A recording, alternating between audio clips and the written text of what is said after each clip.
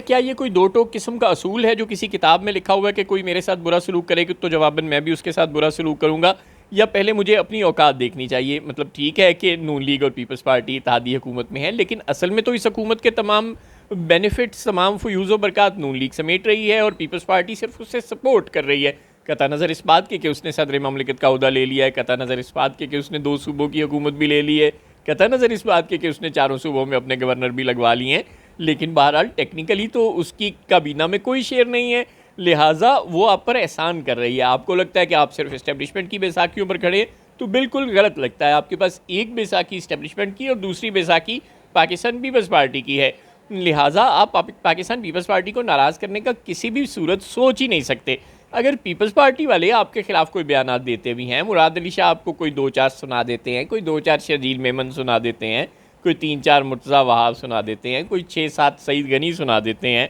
और कोई 1-1 2-2 आसिफ जरदारी और बिलावल भुट्टो जरदारी भी सुना देते हैं, तो आपको तो चाहिए चुप करके अच्छे बच्चों की तरह सुन लें, क्योंकि अब आप उन्हें सड़कों पर घसीटने वाली कंडीशन में तो नहीं है। अब तो आपको उनको रेड कारपेट बिछाकर सदर पाकिस्तान की कुर्सी पर ले जाने वाली कंडीशन में थे, जो आप ले गए हुए हैं। लिहाजा अब आपको समझना चाहिए कि सदर साहब के ख़िलाफ़ तो वोट ऑफ नो कॉन्फिडेंस नहीं हो सकता 2 मिनट में। हाँ, वज़ीर आज़म के ख़िलाफ़ 2 मिनट में वोट ऑफ नो कॉन्फिडेंस भी हो सकता है, और बजट भी आप मंजूर नहीं करवा सकेंगे पीपल्स पार्टी की मदद के बगैर। लिहाजा आपको दब कर रहना पड़ेगा, झुक कर रहना पड़ेगा। अगर वो 2-4 बातें सुनाते भी हैं तो चुप करके सुननी पड़ेंगी। लेकिन ये जो अज़मा बुखारी साहिबा फरमा रही हैं कि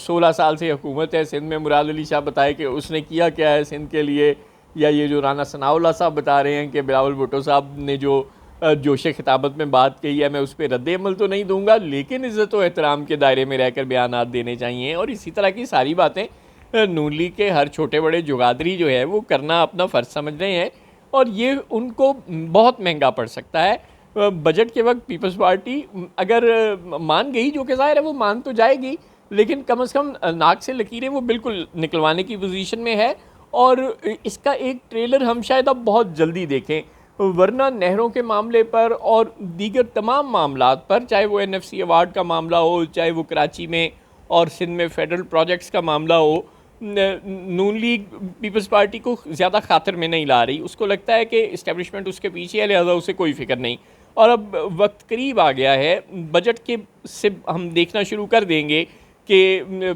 पीपल्स पार्टी नून लीग को टफ़ टाइम देना शुरू कर देगी।